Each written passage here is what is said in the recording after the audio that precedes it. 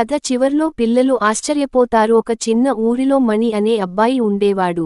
అతనికి తన కుక్క బంటి అంటే చాలా ఇష్టం. ప్రతిరోజు రాత్రి బంటి ప్రశాంతంగా నిద్రపోయేది. కాని ఒక రోజు అర్ధరాత్రి 12 గంటలకు హౌ హౌ అని బంటి గట్టిగా అరవడం మొదలెట్టింది. మణి నిద్ర లేచాడు. అమ్మానాన్నలు గాఢ నిద్రలో ఉన్నారు.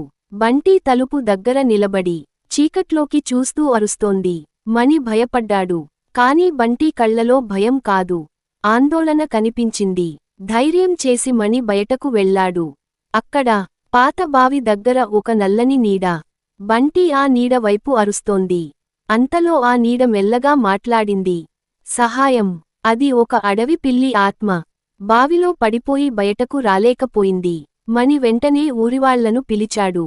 అందరూ కలిసి పిల్లిని బయటకు తీశారు. ఒక్కసారిగా ఆ నల్లని నీడ వెలుగై మాయమైపోయింది. అడవి ప్రశాంతంగా మారింది. బంటి కూడా నిశ్శబ్దంగా నిలబడింది.